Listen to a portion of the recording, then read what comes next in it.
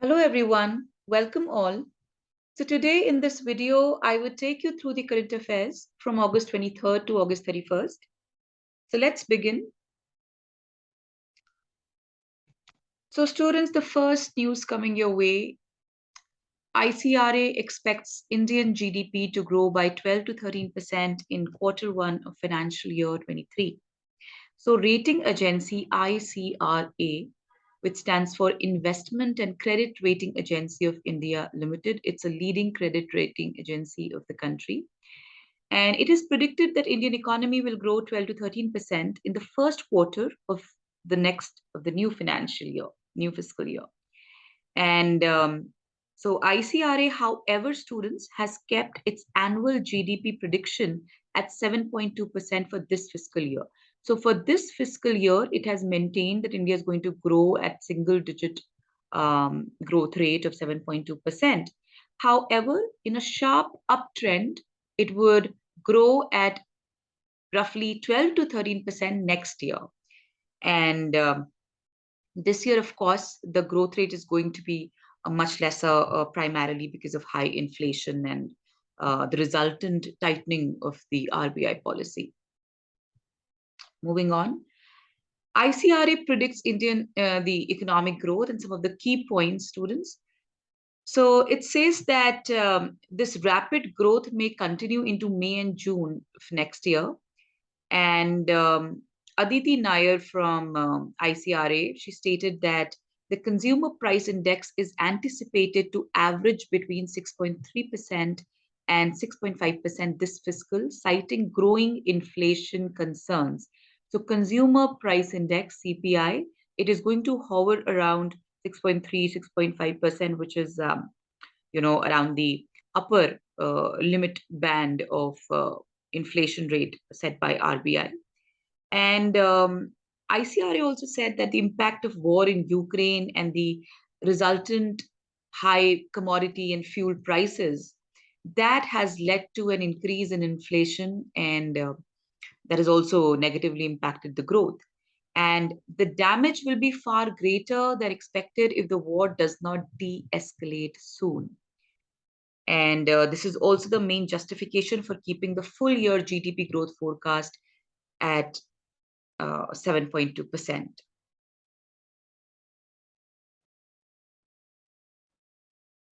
Next, students, former German Chancellor Angela Merkel, she wins UNESCO Peace Prize 2022.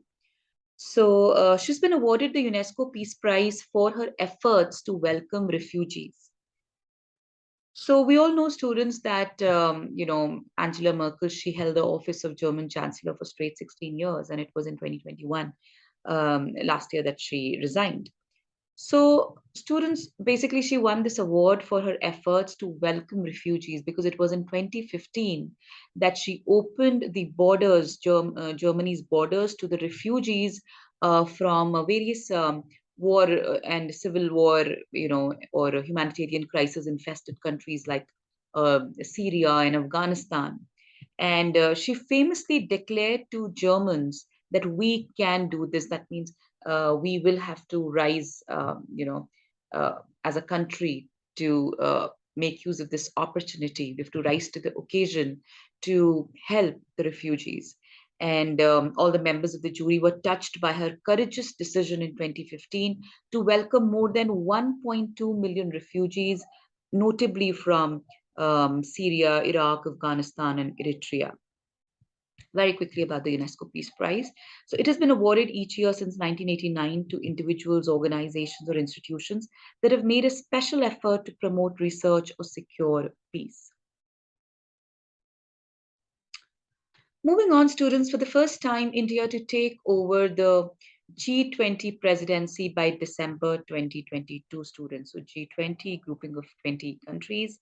Some of the developed and all the developed and the developing countries of the most important developing countries, for that matter, of the world. So they come together in this grouping of 20 countries. So India will hold the presidency of G20 from December 1 to November 30, 2023.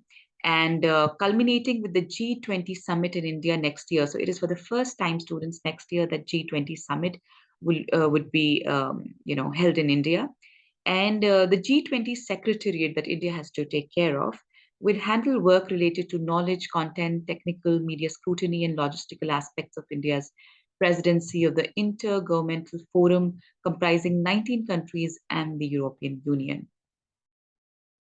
So, students, talking about G20, it is an international forum, very important. You all should know it is one of the most effective platform of global governance at the moment.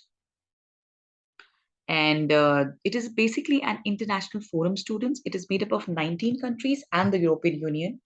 And these countries together, they represent the world's major developed and emerging. They are the world's major developed and emerging economies. And together, the G20 members represent 85% of global GDP, 75% of international trade, and two-thirds of the world's population.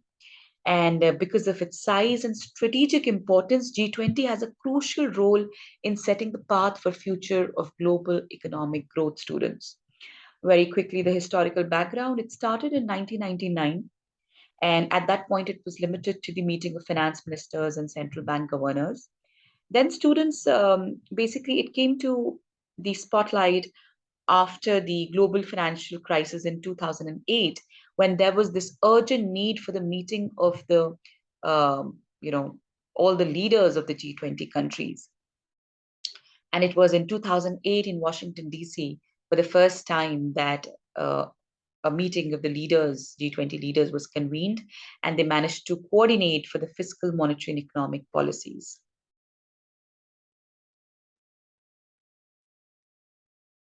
And since then, students, the G20 has organically evolved, transforming itself from a global firefighter into a unique international forum.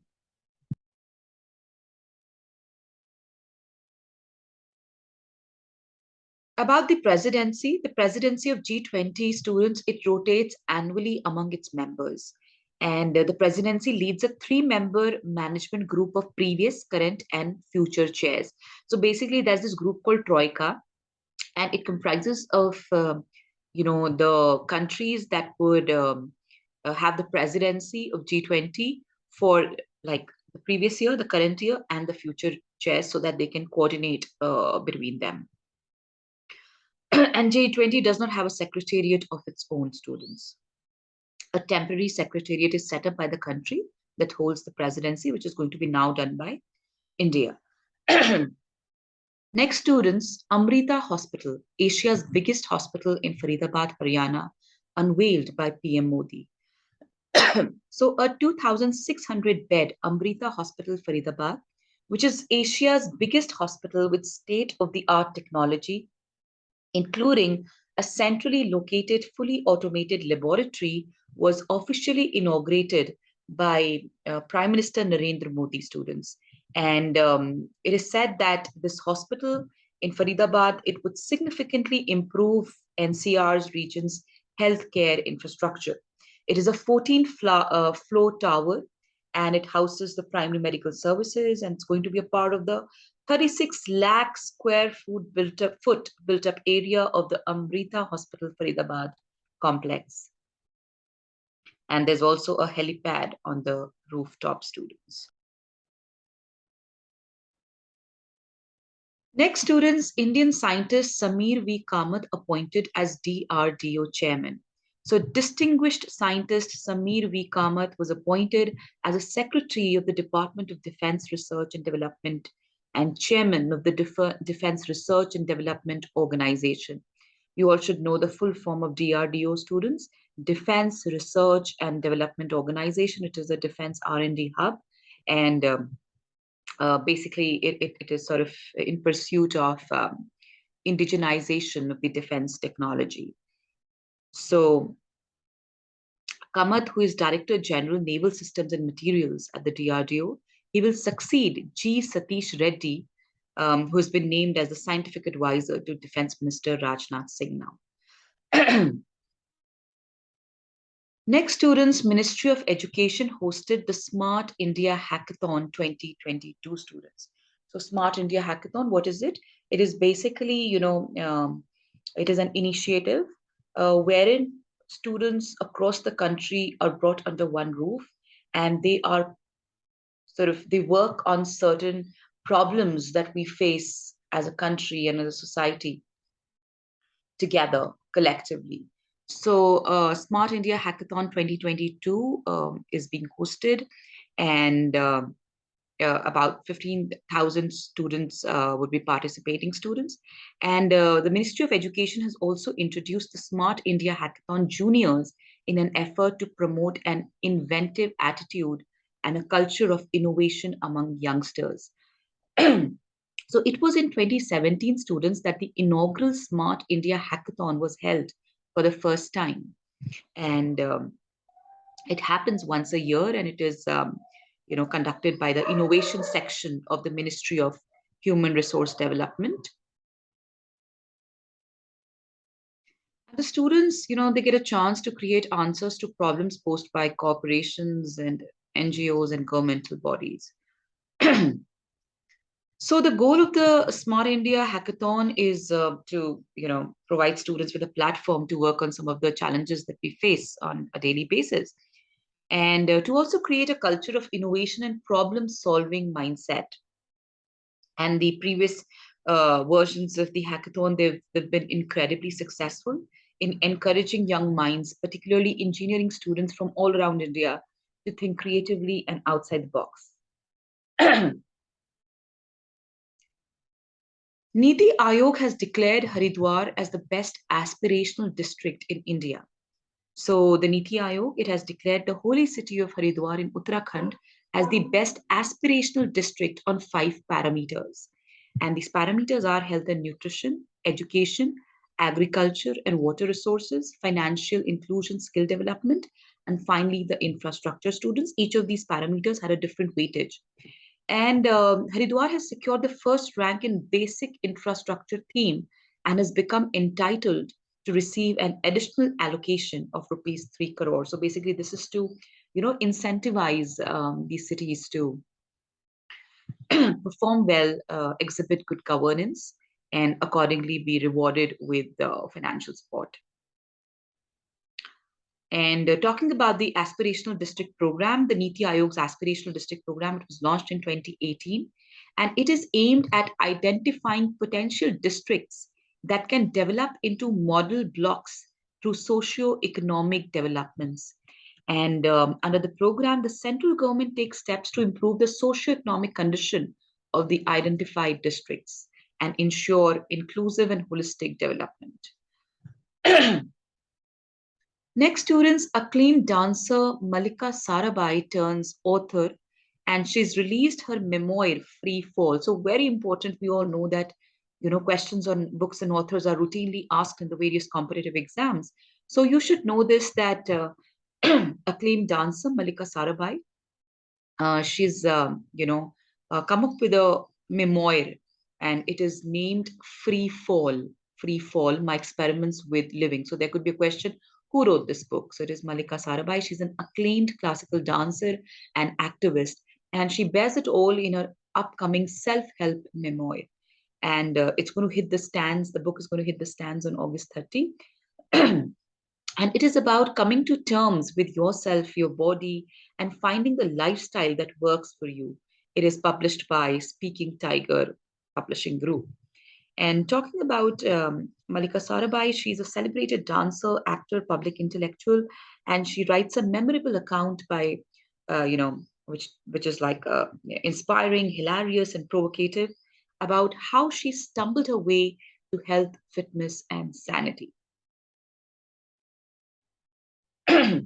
She's born to renowned Indian classical dancer Mrinalini Sarabhai and the legendary space scientist Vikram Sarabhai, student. So she is born to, acclaimed, renowned parents. And Malika is an accomplished Kuchipudi and Bharatnatyam dancer who has specialized in using the arts for social change and transformation. Moving on, students, Bloomberg Billionaires Index, Gautam Adani becomes the world's third richest person. So students, India's Gautam Adani is now the third richest person in the group. And this is for the first time, students, that not just an Indian, but an Asian has broken into the top three rank for the world's richest people. And the rankings by Bloomberg Billionaire Index comes as business conglomerate Adani Group's chairman overtakes Louis Vuitton chairman Bernard Arnault. And Adani, he's just behind Elon Musk and Jeff Bezos in the ranking.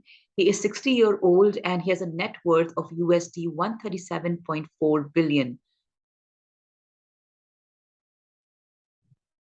So in the latest Bloomberg Billionaires Index,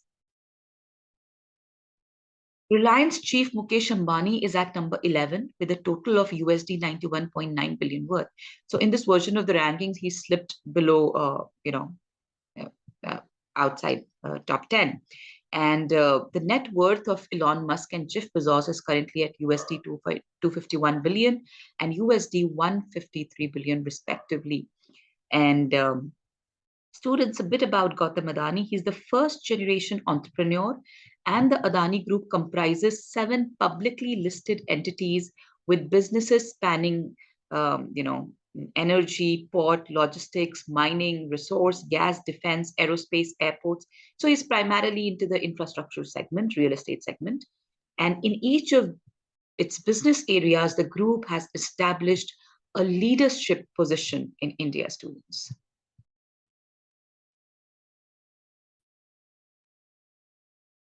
Beijing tops and Bengaluru second in Asia Pacific in tech hubs.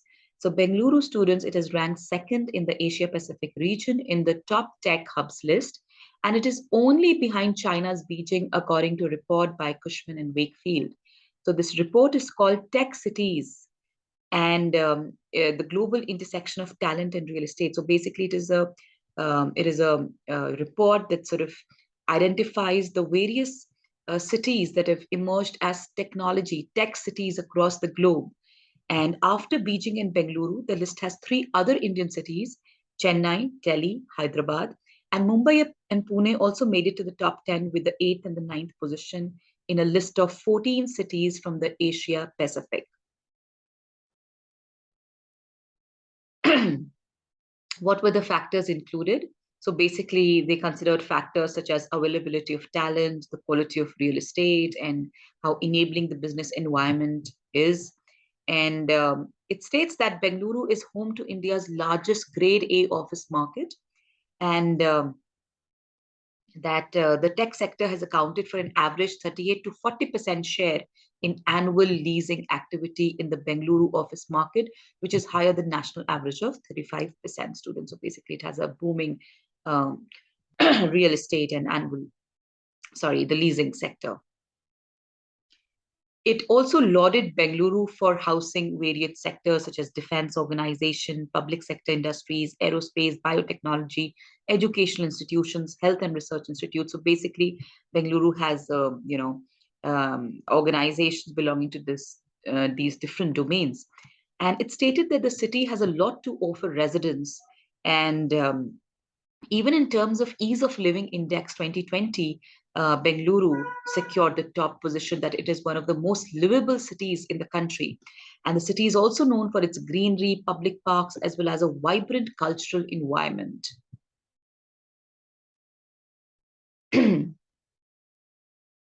Moving on, students, rupee at its all-time low. So the Indian rupee, it has fell to an all-time low against the US dollar, and it declined for a third straight quarter.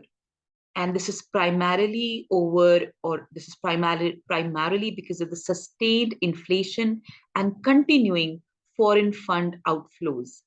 And the rupee opened at 80.10 and it lost ground to quote at 80.15, and it was registered a fall of 31 paisa for the last close.